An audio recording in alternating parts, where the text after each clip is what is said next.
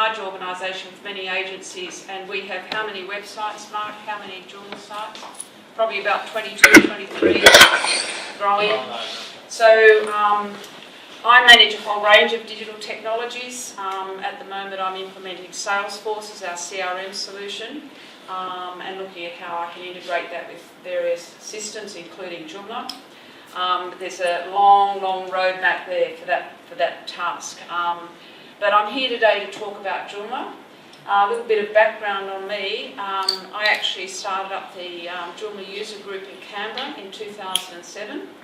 I am a marketer. I'm not really a technical person as such, even though I've got this sort of technical role, I suppose.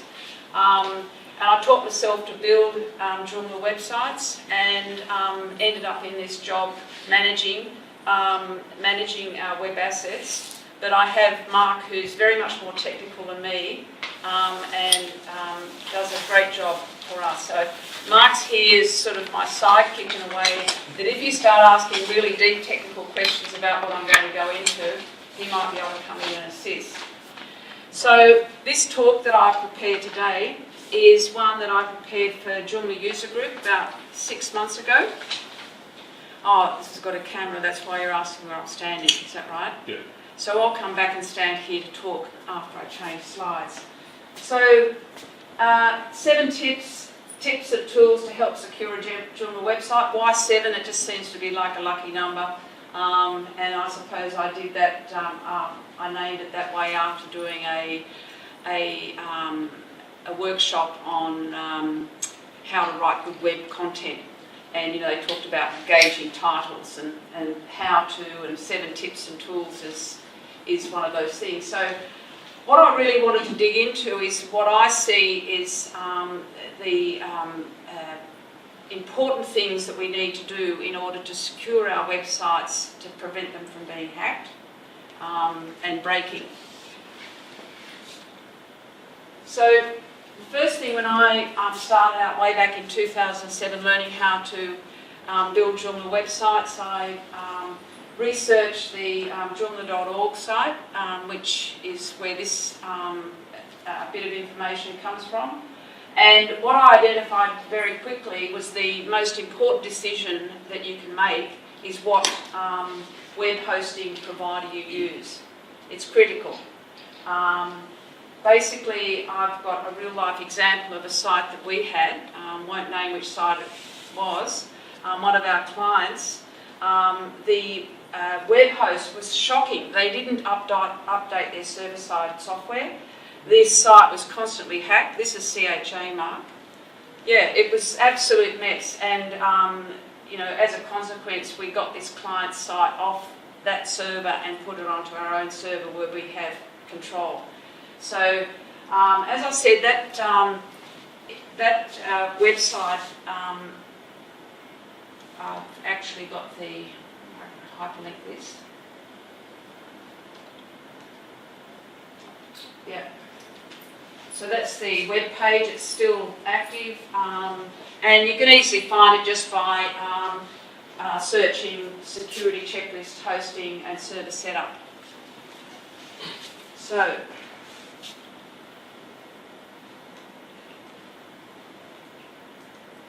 Trying to change between, oh here we go, I'm looking at the wrong place.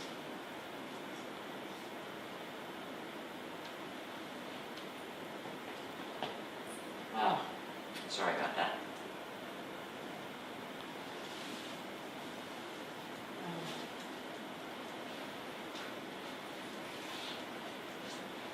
It's a bit disconcerting when you can't see on the screen.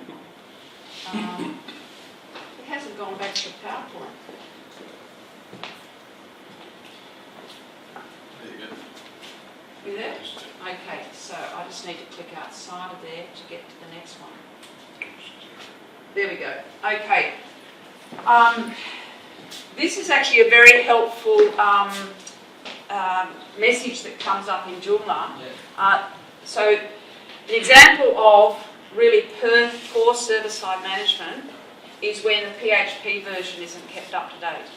And Joomla very helpfully now provides this hint to say that if your PHP isn't up to date, then you need to get it up to date. And from my rudimentary understanding of the technical side of all of this, the PHP version is really very, very important. And like any open source software or any software these days, it's constantly being updated. When I observed that one of our sites, the PHP version wasn't up to date, I asked Mark if we could update it, and he was concerned because we had 1.5 sites and 2.5 sites and Joomla 3 sites, and you can get into all sorts of strife if you're in a shared hosting environment and you update the PHP version for all of them. But you can actually get your web host to provide you a tool that allows you to update the version of PHP for each different domain, varying depending on where they reach up to. Just go and change. Not always. Yeah. Not always. You've got to have Cloud Linux installed. So if you don't have Cloud Linux installed, you can't do it that way. Okay. The problem also is some of the hostings didn't update below PHP 7. Beg your pardon? Some of the hosting servers are not yet updated. No, lots of shared hosting might be. Yeah. Shared hostings. So it's, you know, it's just so important that you have a good host, web host, that knows what they're doing and keeps the server-side software up to date. My next tip is updating your website regularly. It's like a no-brainer, but and as we know, Joomla's constantly, you know, doing updates, but particularly the critical updates. You can actually register. I've forgotten the name of the URL where you can register to get notifications when updates are coming out. Yeah. But I'm going to show you a site that we actually have a subscription to. It's myjoomla.com, which actually, if you subscribe to that, it sends you advance notice of really critical updates. It gives you a good amount of time to work out your updating regime. I have also heard of watchful.li. I looked at it briefly, but because we were already using myJoomla, I didn't worry spending time learning it. So I'm just going to show you what it looks like in anyone use myJoomla at all? Yeah? Would you like me to show? Beg your pardon? All over our sites, WordPress sites and Joomla sites. Yeah. Watchful's fantastic. Well, myJoomla, I think it only handles. Yeah, my Joomla's only Joomla at the moment, and the subscription is as many sites as you have, whereas Watchfully, we have 19, but maximum is 25. So For Watchfully, Watchful. yeah, and then you need to pay the next level. Yeah. Can't see the mouse. How can you see the mouse on the screen? I wanted to get to one of the tabs. If you can go to the first tab there. So that's picture of extended range.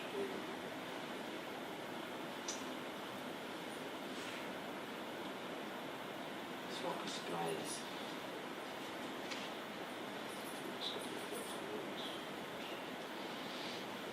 What happened to me, Bob? So now, Yeah, I'll get the nuts. Yeah, good. Okay. So this is what the home page of myJoomla looks like, and you'll notice, just as an aside, that he actually has. See up the top there, are you hacked?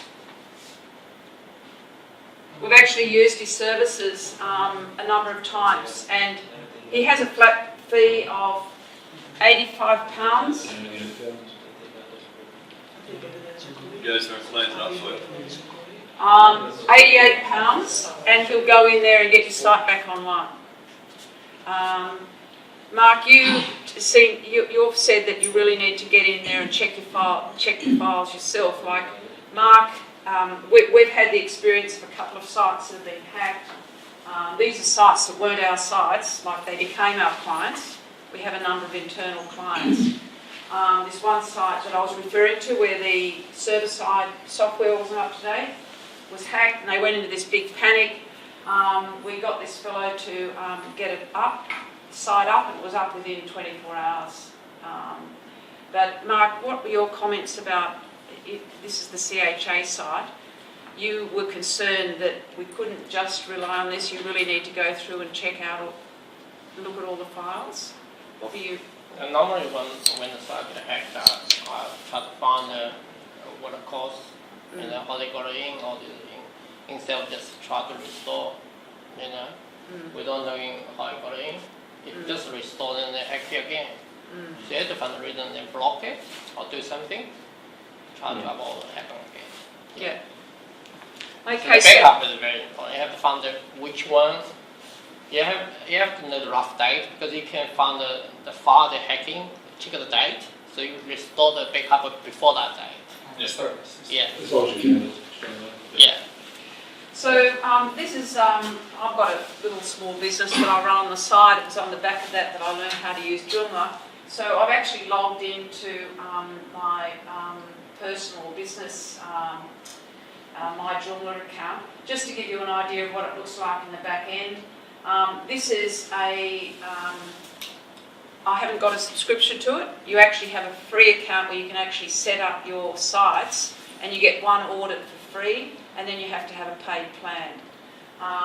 But this is what the audit looks like.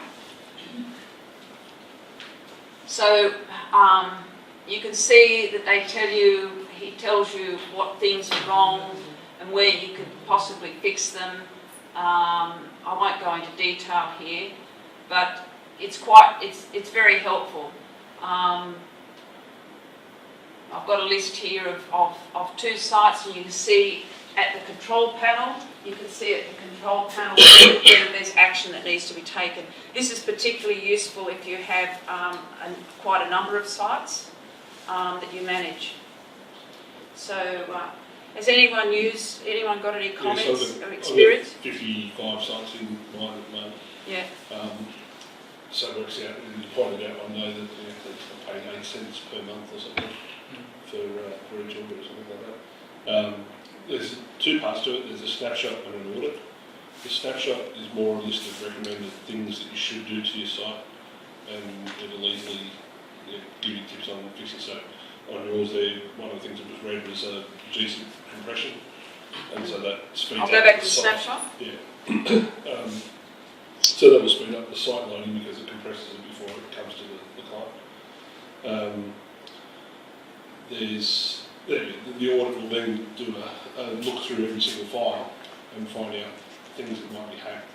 He's regularly updating the strings that it looks for. So I actually had some sites that were fine for 3 years, and then one day the account was hacked, and it's because a string that was injected 3 years ago finally made it to the watch list, and then has impacted on a particular handful of files and injected some stuff that it shouldn't have. So it's quite thorough, and I haven't paid him to fix the site yet, but I've probably got with 55 sites. Yeah, I know sort of what I'm doing to try and alleviate problems. At times he's a bit interesting to deal with, but It is interesting to do. A bit tricky, but yeah, it's certainly a very worthwhile tool to have. Yeah. Thank you very much for that insight, because you're using it more deeply than I have. I can tell you the other 4 that you've got there. So the first warning there is telling you that your log folder might be in /log instead of /logs, which is the default now.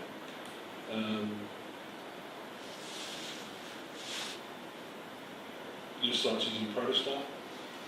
It's just using a Default template. default template. Yeah. So that's So his system in the snapshot recommends you don't do that, but if you're open to using it, that's fine. I've started putting HTTP access passwords on versus just the parameter on the end, and then GZIP will turn that on. I'm actually going to show you a tool later on where you can use put on an HT access password through PHP My Admin, not PHP. Admin tools. Admin tools. Yeah. The fluff one is interesting. So that 29 or 25 files there. So there's a bunch of files that get installed with the Joomla Tool. So the bottom red one in the files information. So the last one there. Which one is it? So that Double one, down, down, down, that first there, one there. up, Oh, yeah, yeah. Yeah, so whatever number is that 19? 39. 30, yeah. So that's all your sample data, images, a bunch of text files from license and read and change log. And so all of those files get installed with the base Joomla but don't actually ever get used. And so they're safe to delete. And so when you've got a subscription, you can click Run Tool and it gets rid of that. So in all of my, probably the majority of my snapshots, I'll only ever have the htaccess password at the moment as being the only issue shown. And that's all about changes on your servers at the moment, because I'm putting that in place. So I go through this. Do you want to comment on any of the other ones? Two-factor authentication, that's a pretty straightforward. I'll leave that one as red, because that's a, Yeah. a bit of a headache to set up for each user. JCE is out of date there. Should be installed and used. Yeah. Yeah.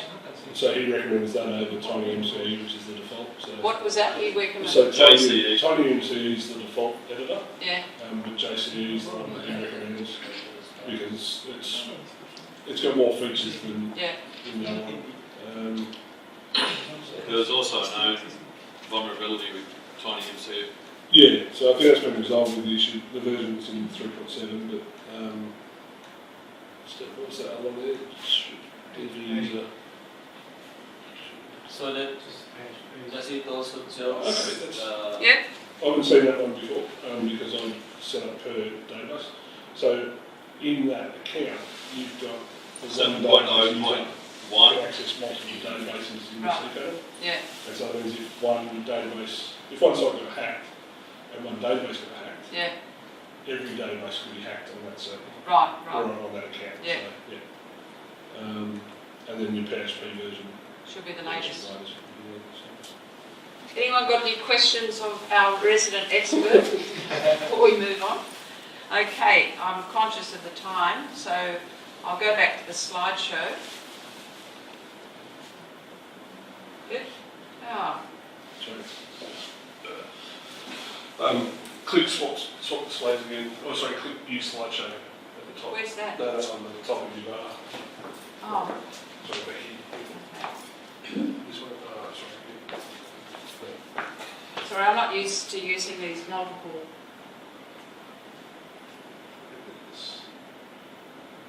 Oh, I see. Okay, I can figure that out from now on. Okay, thank you. My next tip is to remove any unused extensions. And I found this interesting little fact here that the #1 vector for being hacked continues to be vulnerable extensions. And then it goes on to say, well, it is to actually remove them. In reality, you can test modules pretty easily. If not enabled at all, delete it. If a plugin is not enabled and it's not a core, it can be removed through the extension installer. It won't let you remove a core plugin. And also a note there that components will sometimes leave files and folders behind, even after being uninstalled. And also, I've had the experience of tables being left in your database. So if you want to completely clean it up, you have to go and do that manual cleanup. It's really hard the more sites you get. I know that we haven't done this, but it's really worthwhile addressing that. And the same with your handheld devices, smartphones and so forth. Any apps that you're not using, really should get rid of them, because you don't know whether the person who built the app in the first place, whether they're updating them or not, or whether that becomes a vulnerability. So it's a really good principle to go by.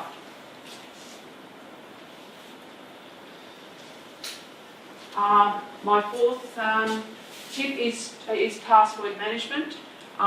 We hear this over and over, but it's amazing the number of people I come across who use short passwords, and last time I read a big article about strength in passwords. It's not to do with complexity, but it's to do with length. And at that time, a 15-character password was considered pretty robust, and I believe since then it's actually increased in length. And it's just, and you know, the principle of having to change passwords regularly and not use the same passwords on multiple sites. Like there's the famous case of, was it eBay that was hacked? Their database was taken, and then very shortly afterwards there was this hack into the App Store. And we all know that Apple's quite robust in their security, but what had happened was because the people who got hold of the database in eBay, if you had an Apple username and you used the same username and password there as in your App Store, all they had to do was just feed that into the App Store, and they managed to get in. So it's just a really basic and simple thing, not to use the same username and password on multiple sites.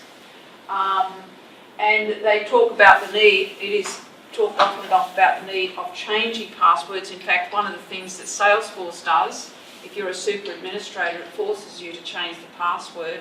You can control the settings, but the default setting is every time you log in from a new browser, you have to change the password, and you have to have authentication in place and so forth.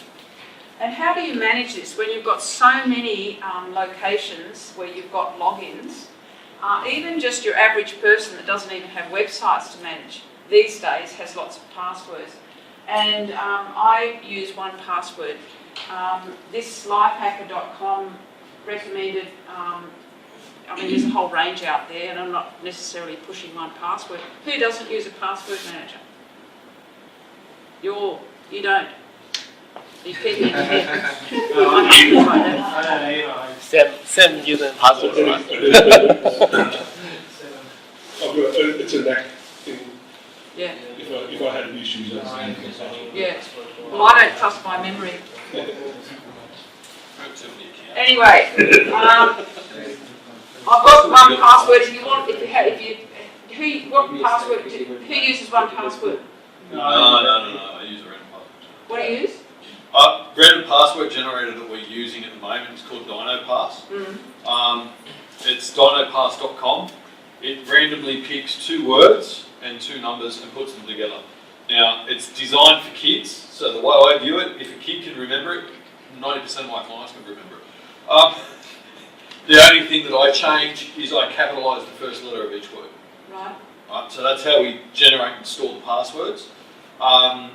Within for actually memorising passwords and that sort of stuff, we have a database in the office which is encrypted. So when you're inside the building, we've got an encrypted database for passwords that way for all the clients.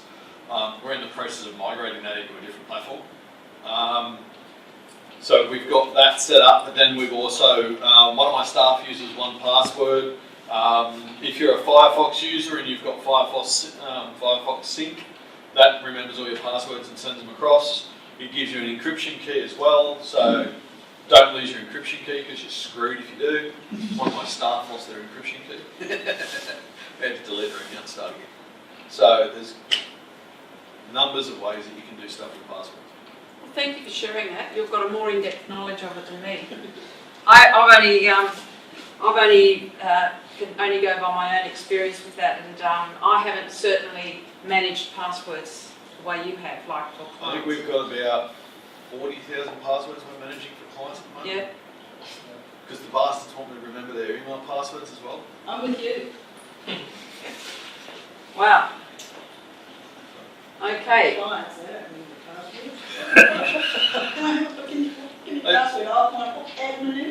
No. I'll get phone calls at 2 AM in the morning. I mean, you give me my password, I forgot my password. We just use an Excel sheet. Then they try Yes, no passwords. they lock themselves out of the server. One of my clients gave me the password to their Excel spreadsheet. Yeah. So they said, yes, we've got all our passwords and they're in an Excel spreadsheet that's encrypted. Can you just keep that password for the Excel spreadsheet so I don't lose that? Okay, no. I use Splash ID, which syncs through all my Apple devices. So. Yeah. Okay, admin tools. Who uses admin tools? We Yeah. all do. Got experts in the room, so I don't really need to go through this. Who would like to know about setting up? I've got some screenshots here that I'll just jump through. Mark set me up a nice, clean new site this morning, and I installed it actually during the configured it during our session, and took some screenshots.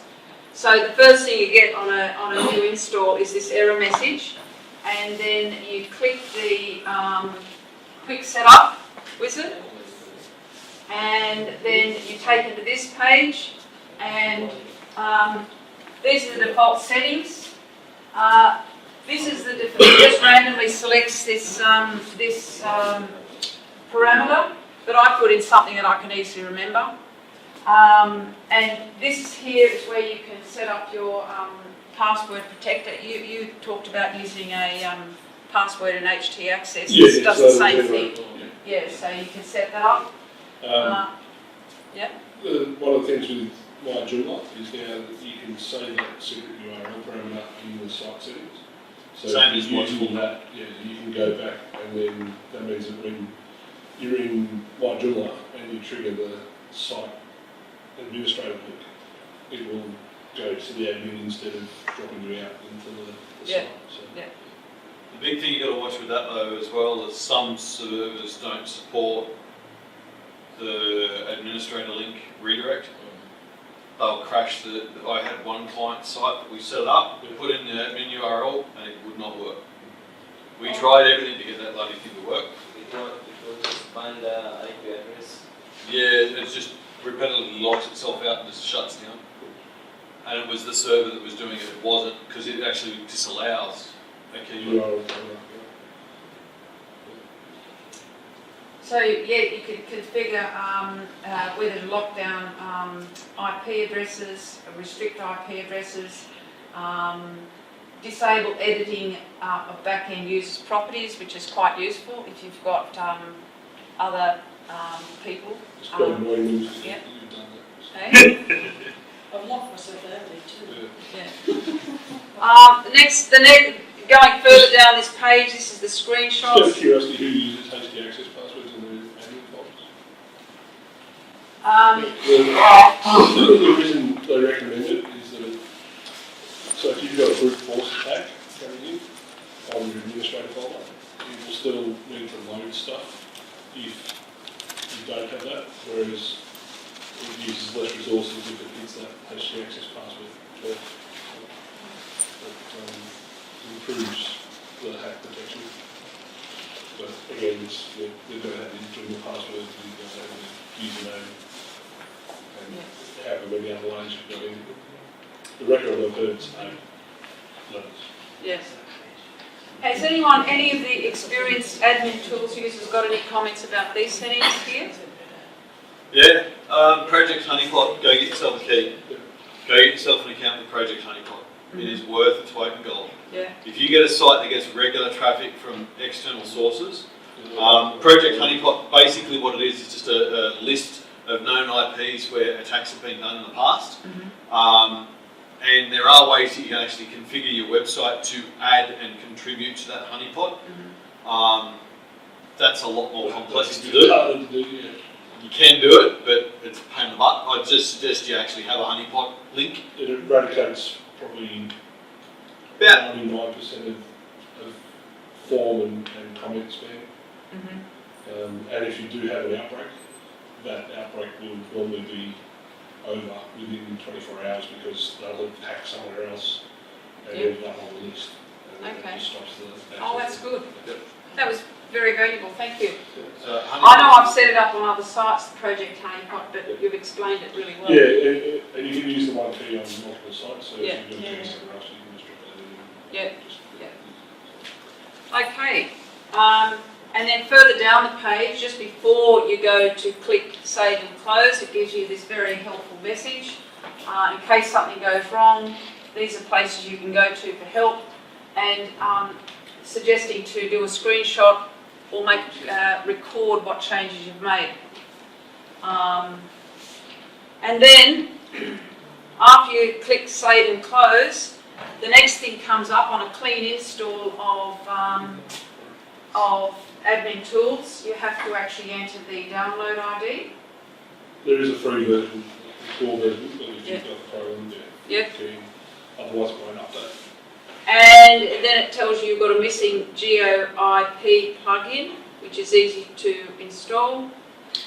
And then you come to the like the main console of Admin Tools, and down the bottom, it's got this little message here: quick setup. You should do a quick setup, and what I naively did at one point is I clicked quick setup, and then I got this message: no, don't do that. Go back. So it's a really user-friendly application, just to even set up at a very basic level. Even if you only use it for the secret URL to start with, it's worthwhile. Who uses the GeoIP plugin? When was the last time you updated the GeoIP plugin? Not It was updated about 3 weeks ago. Not the database, the plugin. The plugin was updated 3 weeks ago. If you're using a really old version of plugin because it hadn't been using the Joomla updater, it won't have updated itself, and there's a PHP 7 issue that will take out the site until you update. So it will throw an error or warning. So It'll throw a white page. yeah, so you watch It just throws the white page at you. So if you get that lovely white page from Joomla at the moment, and you're running PHP 7, it means one of your applications, good luck finding it, is throwing an error. I can't remember how I worked out it was that particular plugin, but in reading my way through Throw it, an error. Well, we need to go back to the client sites now. but there's and there's several other. So I've got a half a dozen standard extensions that I use that still don't use the Joomla update system. So we can get a one page, you just get the report and set up. Yeah, you can get the report. Yeah, excellent. Or check the log file Or you go back and see which extension. turn the error reporting back on. Yeah. Yeah. If you can't log into admin, check the log file, then just go to physically rename the folder, then you can log in. Yeah, it happened to me a few times. Click front page, not working. The big one you've got to be really careful of with all of these auto updaters, especially using the Joomla updater. Watchful and My Joomla. There are 3 updates that Joomla has done in the last 6 months that you must go to the Joomla site to run. If you run it from a remote, there's an extra I agree command in the actual execute, and if you don't sit there and hit I agree, it shuts the site down and you've got to restore it and then go back and do it manually. Okay. I got caught 4 times So now. how do you know beforehand whether it's one that you have to go to the site to update? I think it was 3.7.1. Yeah. So from 3.7.1 to 3.7.2 was one of the ones that you've got to do But manually. could you have known beforehand? There's no way of checking. Well, Well, not no, that I found that the hard way. I just went, oh, okay, it's one of those. And went back and did it. Yeah, it's pretty simple. Right. Yeah, it does instill a lot of confidence in updating remotely. Sometimes if you The whole point of the reason why Joomla's gone down the path of actually automating the update sequence within the website is you should be logging into your website on a semi-regular basis yourself, not trying to automate everything. Right. So that's. I had a bit of a debate with the guys on the forum about that, and got told sharp.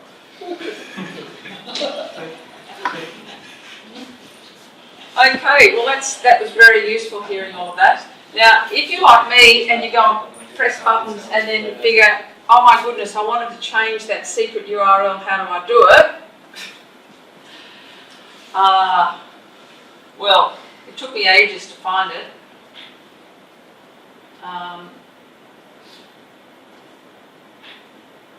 Now, how did you get the button there? Yeah, the swap screens. yeah, sorry, go back to the terminal first.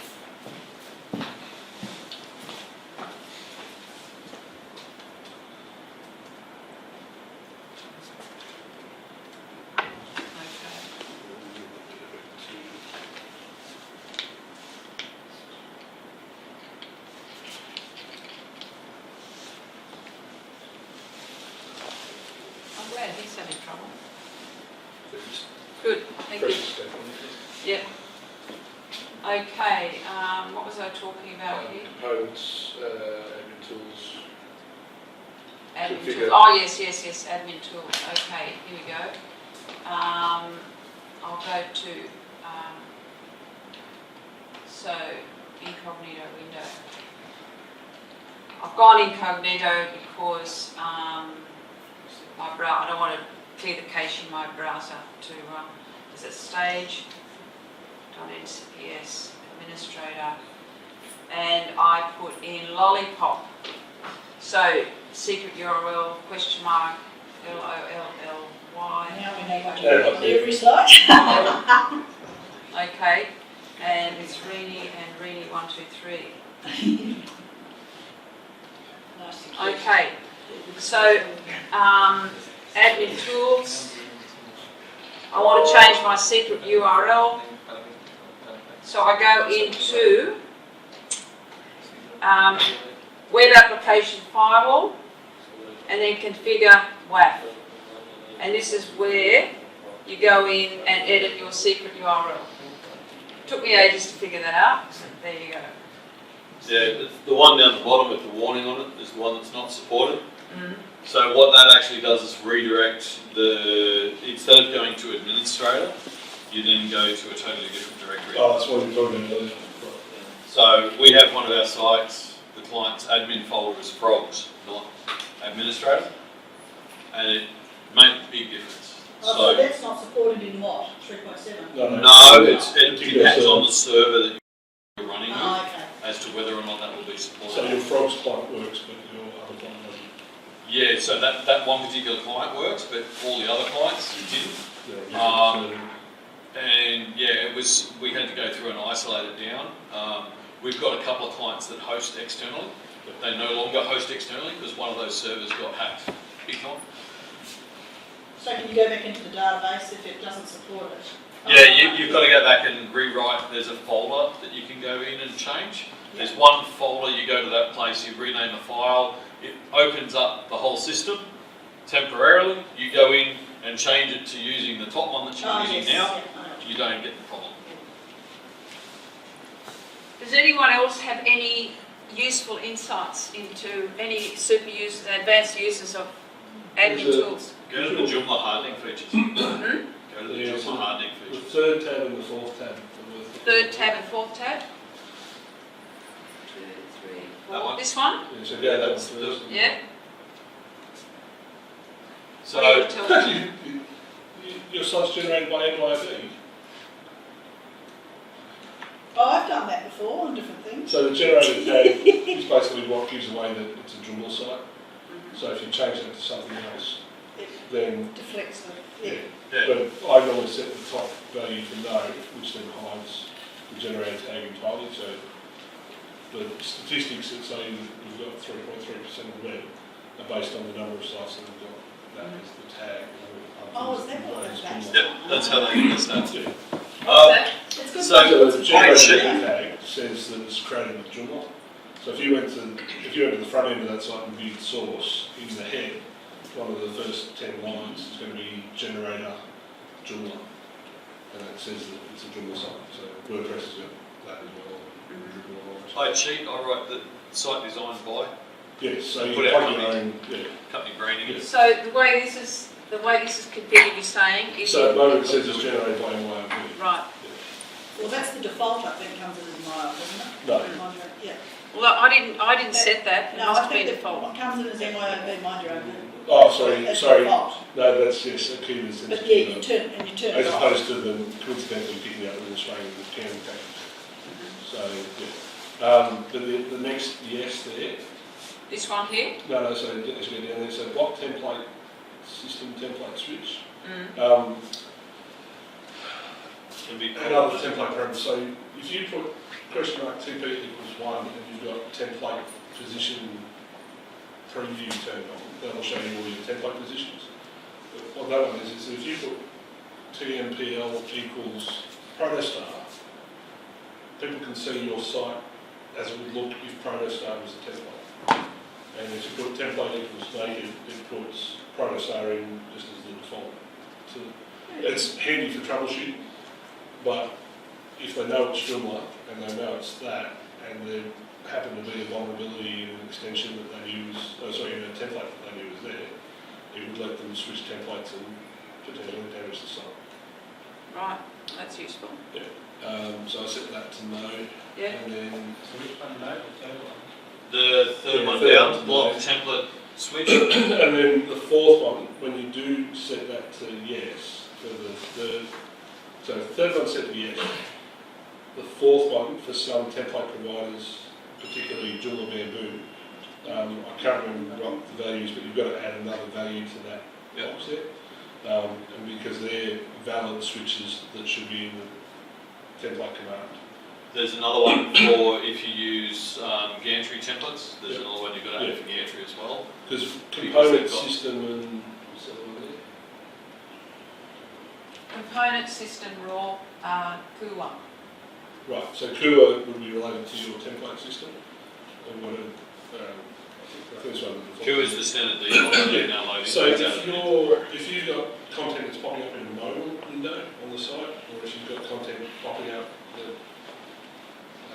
goes into some sort of iframe or something like that, it'll more than likely load the component sub-template. And so if you've got sub-templates for all sorts of things, you can now put the list of strings in there, because that would be a call to template equals component, which would break the previous rule would then knock that out. And then the one below that is, so they're related. So TMPL equals sub-template, and template equals is the full template. And so if they're both set to block, then that stops people switching your templates on the fly. So if you go back to tab number 3, then more to Right, this one's fun. This one's lots of fun. It depends on what you're doing with the site and what you're doing with different bits and pieces. Disable editing backend properties, yes. Global, yes, yes. Monitoring critical files. These ones here, make sure you're running those two.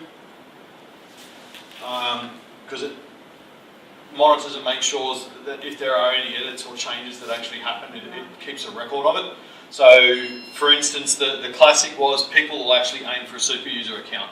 And when you're running Joomla, one of the first things you should do when you do a raw install, rename the Superuser account, don't keep its usernames to still be Superuser, because they can search through sometimes and find it. And they also recommend that you create the first Superuser account when you do your setup, then create your permanent Superuser account, and then you go back and delete the first one, Right, because different IDs. it's always going to have ID 42 if it's out of the box. Yeah. And that ID number changed, they made it 62 for a while. It used to be 62, and then it went to 42 as a universal joke, obviously. There was different bits and pieces with the forbid Superuser logins and that sort of stuff. I set my times up for 5 days and then they renew, because some users, they will legitimately make a mistake. So I only ban them for 5 days. It just depends on what you're doing that way.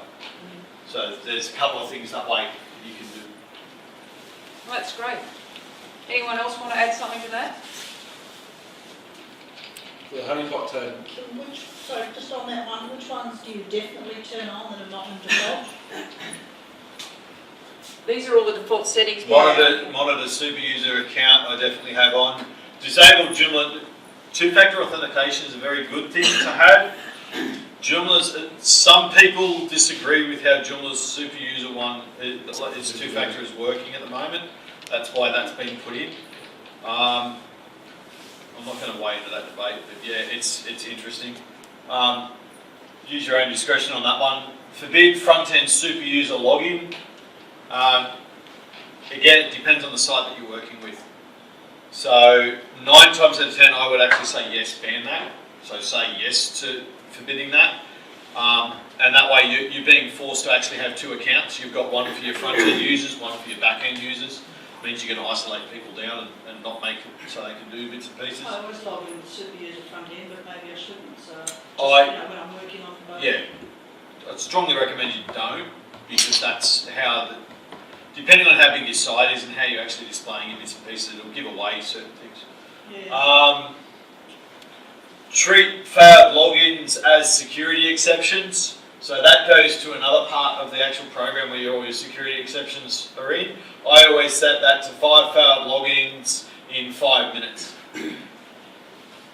So I shorten it right down. So in there it's a deactivate user. So you've got to change your time frames. If they're going to do it, they're going to do it quickly. And Yeah. Yeah, they're not going to do it slowly. And then you can make it so that refreshes. So if it's a client that's got their password wrong, you can set it to whatever time frame you want. So you might set it so 5 failed, I'm going to lock you out for an hour, or you can lock them out for a day or a week or whatever. It depends on the site and how often people are going to. It depends on the volume of traffic. So if it's a website for a plumber where it's just a purely information site, make it indefinite so they're just blocked forever. If it's a website where you've got lots of users logging in and out, I'd shorten that down to blocking them, say, to 1, maybe 2 hours. Very good. That's excellent. Thank you. From card start from. Okay, so you're all clearly advanced users, and you would be doing regular backups. Where's that mouse? Is it on the screen? it's up top, I think, somewhere. Yeah, it's up top left, it wasn't. Yeah, but I can't actually. No, I'm going to watch it this time. Very good. So that screen's actually over here. Oh, I see. Okay. Good. Next time you go this, just press the screen. Okay, use slideshow. Is that what I click? Oh no, so you move slideshow around. Oh no, we're in slideshow. Okay, Yeah, I'll go back. so, Rightio. press the button there. Okay, so we all know to back up regularly, right? Who doesn't use Akeeba backup? That's what I thought. So I'm not going to go into it, but I did take some screenshots that just to refresh your memory from a clean install of Akeeba backup. You get this helpful configuration wizard, and then it goes through this process, and then you're asked to put in your download ID. But as was pointed out earlier, there are free versions of these tools. My final tip for ensuring website security is to make sure your local security is sound. So make sure that your machines and devices that you use that have FTP connection are clean. And I think people would be familiar with those sorts of prices. Is there any contribution you want to make to that? Any experience you've had of machines that or devices with FTP connection that have compromised your sites? Has anyone had that experience? Not through FTP. Make sure you've got antivirus on your machine, definitely. The whole argument on that too. The biggest thing is you're only as strong as your weakest link. Yeah. Sounds stupid to say, but it is. Some of the fun ones that I've had for security leaks and that sort of stuff. Do you guys run, does anyone here host their own servers? Yeah. Okay, are you running Cloud Linux? Right, so for people who don't run servers, if you're running cPanel servers and that sort of stuff, Cloud Linux is an additional fee that you add on. What Cloud Linux does is sets pretty much each account up as a virtual machine. So instead of having this tier and everything, and you can see everybody in and around it, it then isolates them out. So you can assign resources to them and that sort of stuff and go from there. It means that if one account gets hacked because they get their password, they're not going to get all your accounts, they only get the one account. So if you're running your own hosting, definitely look into with your service provider who's actually managing the service, whether or not you can actually upgrade to the Cloud Linux install. That's invaluable. There are a number of new applications out there for hardening your server. There's bitninja.io is a newer player on the market. They will do a free audit of your server and tell you what ports are available and what bits and pieces, and they give you a lovely report which you can then go through and work out what you're going to do and how you're going to do it. Obviously they're trying to sell you their software package, and their software package protects all the things that are in that report. So that's one thing to look at. Then you've got the biggest problem that we've had recently with a client site was DDoS attacks. What's what, sorry? DDoS. Oh, yeah. Right, so the problem that we had with that particular client, we run Akeeba admin tools. They overwhelmed the site. In 15 minutes we got, in 5 minutes we got 15 million hits. Wow. So that he really upset somebody. And Akeeba couldn't keep up with it because it was legitimate traffic. Literally they were just driving that much traffic in his server, they shut him down. The only way that we could clear it out and handle it better was we had to enact a CDN, so a client defense. So we looked into Cloudflare and did Cloudflare initially. Not going there, that was not a pleasant experience. I would now recommend, from the experience I'm having at the moment, is a company called StackPath. StackPath? Yeah, nice and cheap, $20 a month. It does everything that you need that way.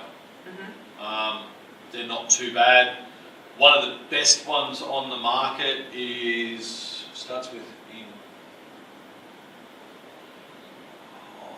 can't remember the name of the company. I know the colour of the logo. It will come to me later on. But their product starts $50 a month, so it's a little bit more expensive, much better product. But if you get a DDoS attack, it jumps your price per month up to $290 a month. Wow. So, but they mitigate the attacks a lot better. Yeah. Has anyone else had experience with Cloudflare? Used Cloudflare? Yeah. Do you like it or not? Yeah, we use the $20 Yep. package, but it's pretty much does everything for us. We manage like around 30 to 35 websites over the one account. That's everything we need. Yeah, so with DNS and StackPath you get 5 websites for $20 a month, where with Cloudflare you only get the one. $120. Yep. And a subdomain counts as a website, so you would have to buy 2 accounts for that one site, but they're nested within each other, which we had problems with because we've got a construction site on this particular site that we're working on. So, are you able to elaborate a little bit on the problems you had with Cloudflare? Support was non-existent. We put a ticket in, we were prompting them for a reply. 7 days later, we still no answer to the ticket. I went, you know what, I'm not paying money for you to ignore me. But, come on, like. Fair enough. Fair enough. So. We're going to lunch. Yep, okay. I think that's the end of my talk, and I just want to really thank 2 resident experts here who just contributed so marvellously. I actually prepared this talk for people who don't have as much experience as you guys, but I think you'll find, I'm sure you'll agree, that the discussion was really fruitful. I learned a lot, and I hope you all learned a lot as well. So thank you very much. Thank you. I'm going. What did you guys do? How much over?